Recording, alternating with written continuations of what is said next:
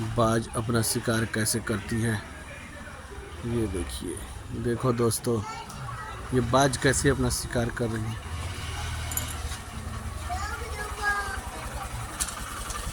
बाज का शिकार। क्या? इसी बीच में ये दोनों दूसरे दो बाज आ गए। एक ये बाज है और एक ये बाज है। और ये गया बाज का शिकार।